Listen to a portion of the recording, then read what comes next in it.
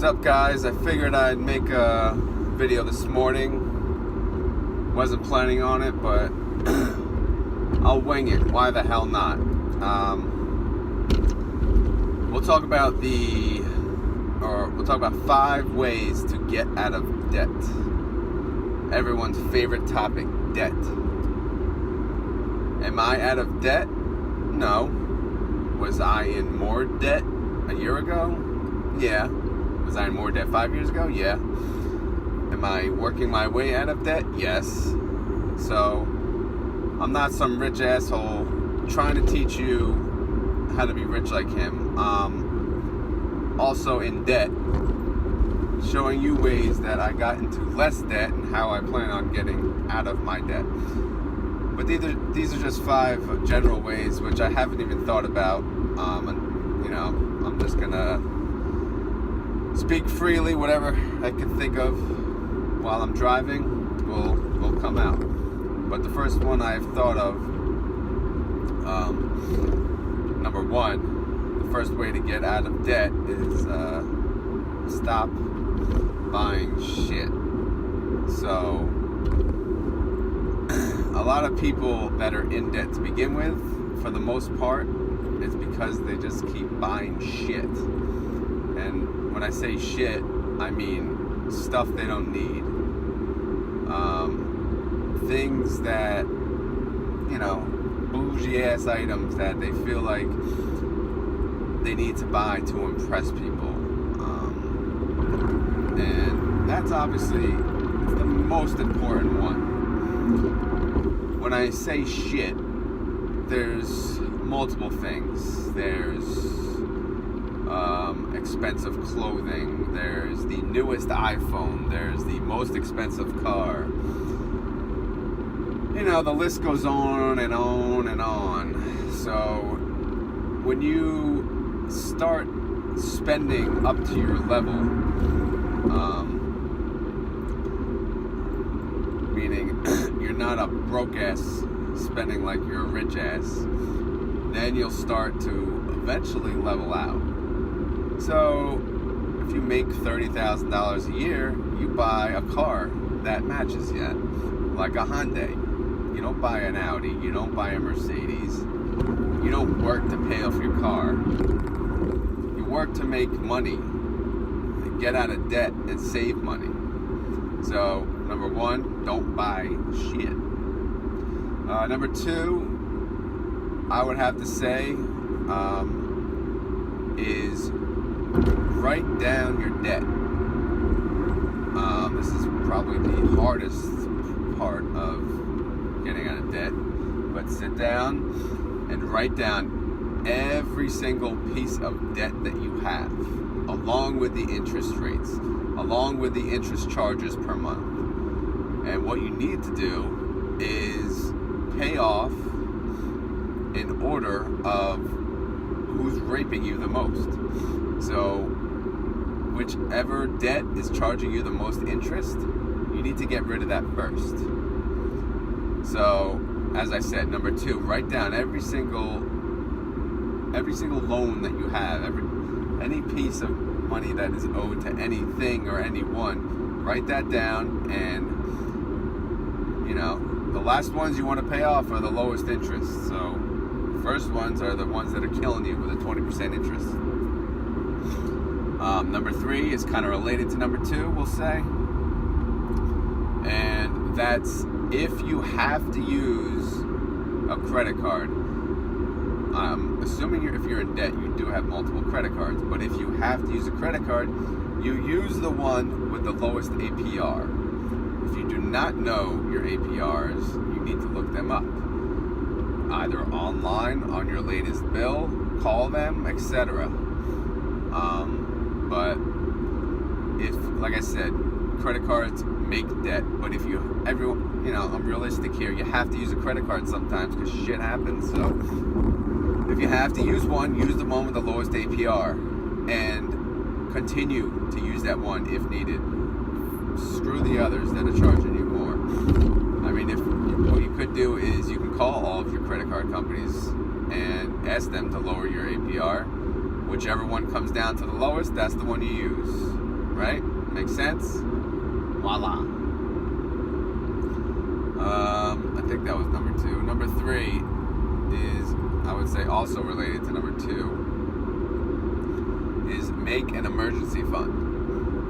Yeah, you're broke, you're in debt. How the hell are you going to make an emergency fund? Just start. Once you start, then it'll come along. So you save whatever little bit extra that you can each paycheck into some type of account that you're going to call an emergency fund, because as I mentioned, shit happens.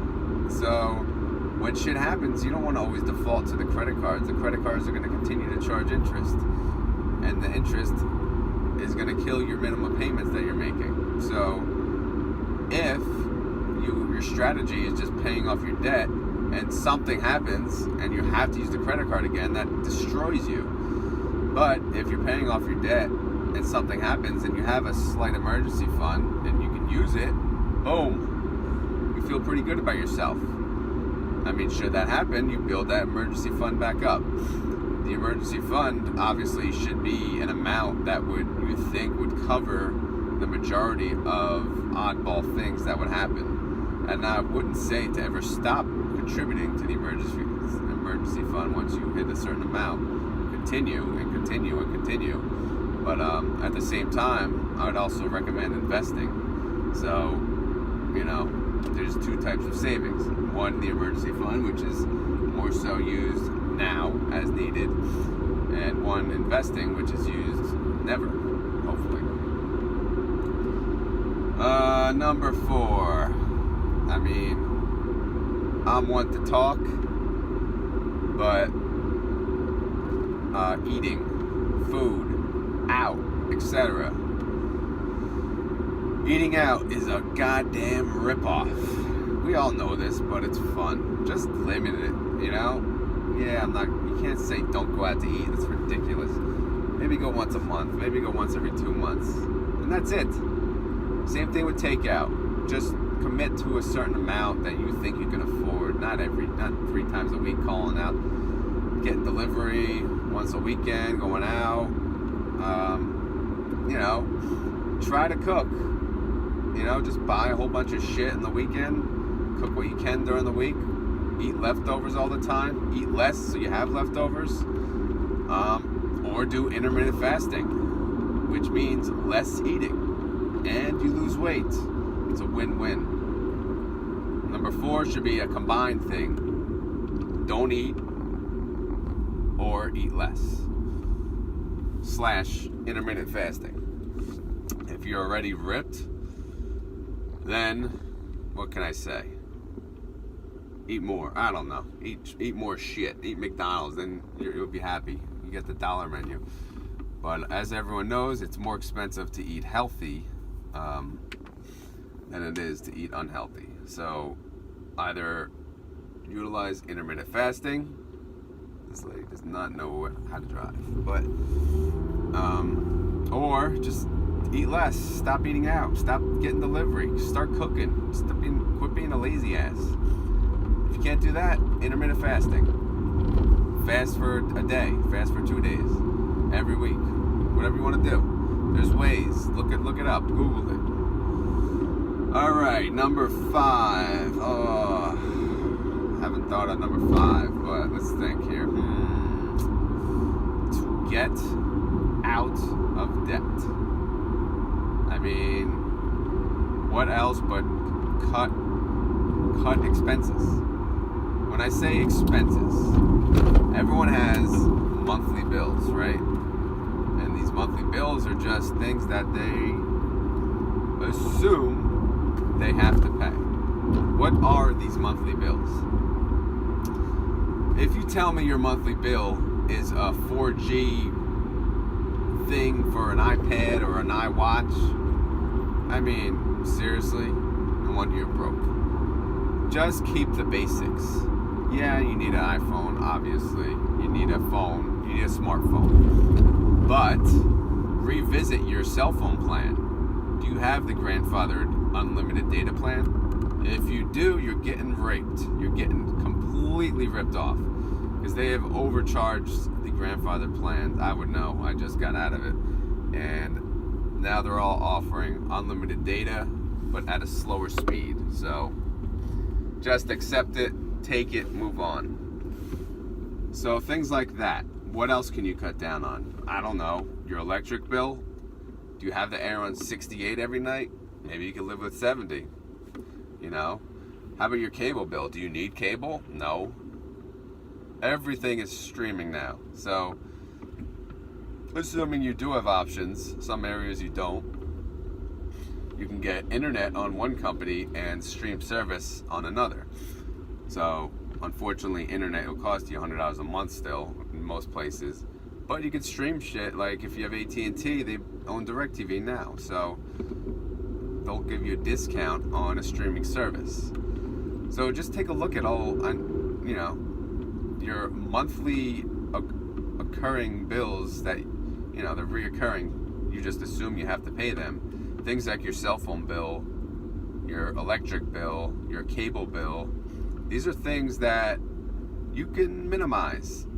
Not by much, but some. And that sum, on, you know, a little by little will help you. So anyway, that's the 5 things that I was just randomly thinking of that can help you get out of debt.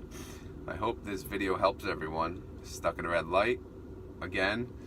So have fun at work. Later.